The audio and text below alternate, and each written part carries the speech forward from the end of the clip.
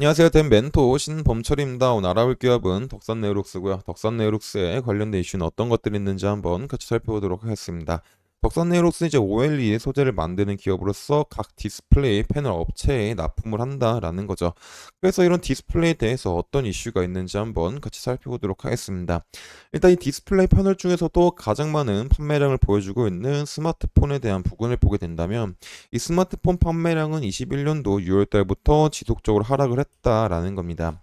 물론 이제 23년도쯤에 반등을 해주긴 했지만은 여전히 평균 판매치 이하였다라는 거겠죠. 그럼 결국에 왜 23년도 하반기까지도 스마트폰 판매량이 증가세로 전환하지 못했을까를 보게 된다면은 결국 이제 코로나 이후에 많은 사람들에 대한 소비가 얼어붙고 또 스마트폰에 대한 교체 시기가 길어졌다라는 거겠죠. 하지만 23년도 10월 달쯤에는 이제 중국이나 인도 그리고 중동이나 아프리카 등 신흥국가 중심으로 스마트폰에 대한 수요가 늘어나고 또 이때 아이폰 15가 출시가 되면서 많은 사람들에 대한 소비를 이끌어 나가지고 21년도 6월 달 즉 27개월 만에 스마트폰 판매량이 증가세로 전환했다라는 거죠. 그리고 이제 이런 흐름이 24년도 증가가 될 수 있는 저- 꾸준히 지속될 수 있는 분야가 일단 대한민국에서는 갤럭시 S24에 대한 이슈가 있다라는 거죠. 이런 갤럭시 S24 같은 경우는 이제 예판이 110만 대 육박할 정도로 이런 온디바이스 AI에 대한 많은 사람들에 대한 관심을 이끌어낸 스마트폰이다. 그래서 이렇게 많은 관심을 초기부터 이끌다 보니까는 이제 전작 대비 훨씬 더 많은 판매량을 보여줄 뿐만 아니라 또 이제 예상 판매량이었던 3,300만 대보다 더 높게 잡은 3,600만 대가 올해 팔릴 수 있지 않을까라고 보이는 상황이다라는 겁니다. 그래서 이런 부분들이 실제로 일어나게 된다면 삼성 디스플레이에 OLED 소재를 납품하는 덕선 네오룩스에 대한 추가 매출액도 기대해 볼 수 있다라는 거겠죠. 근데 이런 스마트폰뿐만 아니라 삼성 디스플레이 같은 경우는 이 태블릿과 노트북 같은 경우에도 23년도 11월 달 대비 23년도 12월 달에는 어마어마한 상승을 보여준다라는 거겠죠. 결국에 이런 삼성 디스플레이가 어떤 IT용 OLED 시장에서 점유율을 빠르게 늘리면서 선두주자에 대한 이제 반열에 오르고 있다라는 겁니다.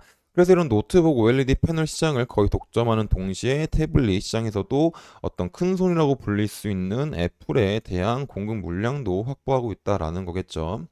결국 이런 삼성 디스플레이가 2023년 11월 달 대비 12월 달에 많은 판매량 올린 거는 어떤 신학기 대비로 인해서 뭐 노트북과 태블릿에 대한 많은 수요가 있어가지고 어떤 연초 신제품에 대한 물량이 늘어났다라고 볼 수 있을 것 같습니다. 그래서 이런 부분들이 어떤 급변하게 이제 단기적인 이슈로 작용될 수 있긴 하지만 이런 흐름들이 이제 꾸준하게 이어나갈지 말지는 계속해서 지켜봐야 될 것 같습니다. 결국에 삼성 디스플레이의 이제 덕을 많이 보는 덕선 네오룩스이기 때문에 이런 삼성 디스플레이에 대한 이슈도 꾸준히 지켜봐야 될 것 같습니다.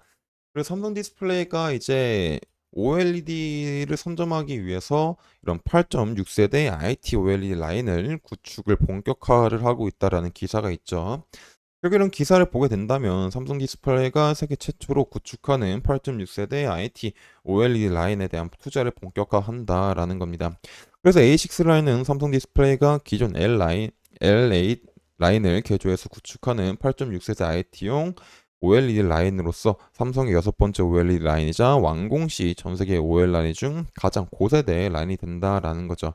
그리고 이런 설비와 양산 같은 경우는 26년도부터 본격적인 양사 체제에 돌입할 계획이다라는 겁니다.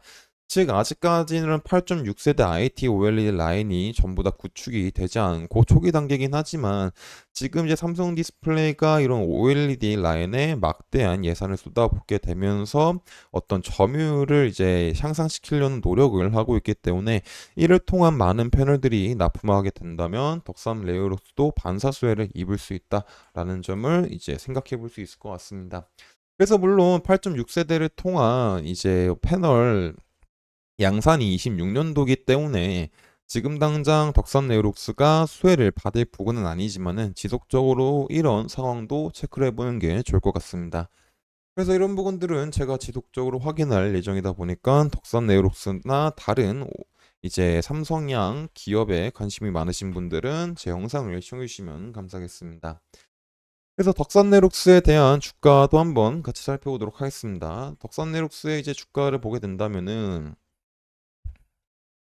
이제 매물대 부분이 이렇게 있고 이런 박스권 여기에 이제 이런 저항 부분이 있다라는 거죠. 41,000원 부분이 있고 중간중간 이런 매물대가 40,000원부터 41,000원에 있다라고 우리가 확인할 수 있을 것 같습니다.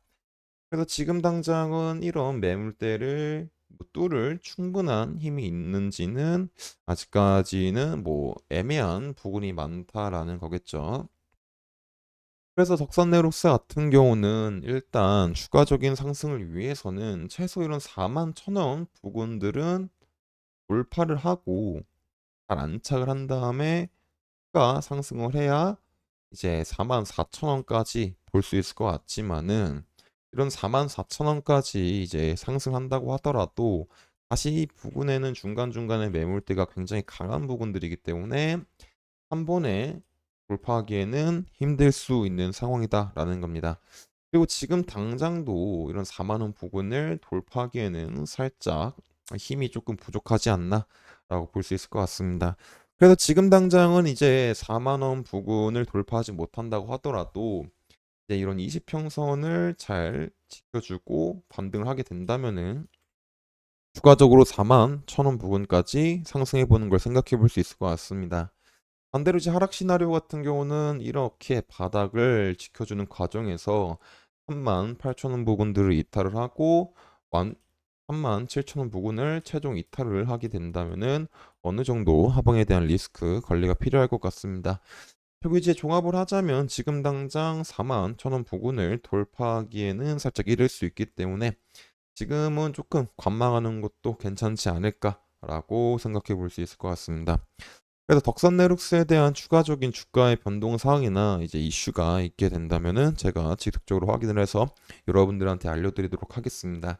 그래서 아직까지는 덕산네룩스가 좋은 흐름을 보여주고 있지는 못하지만은 이제 IT OLED 시대가 도래를 하게 되면서 삼성 디스플레이가 지속적으로 이 시장을 독점하기 위해서 노력을 하고 있다 보니까 이 부분에 대한 매출을 한번 기대해 볼 수 있을 것 같습니다.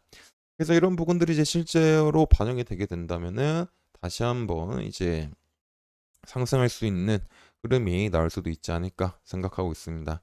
그래서 이런 부분들은 제가 지속적으로 확인해서 여러분들한테 알려드리도록 하겠습니다. 이상 대현 멘토 신범철이었습니다.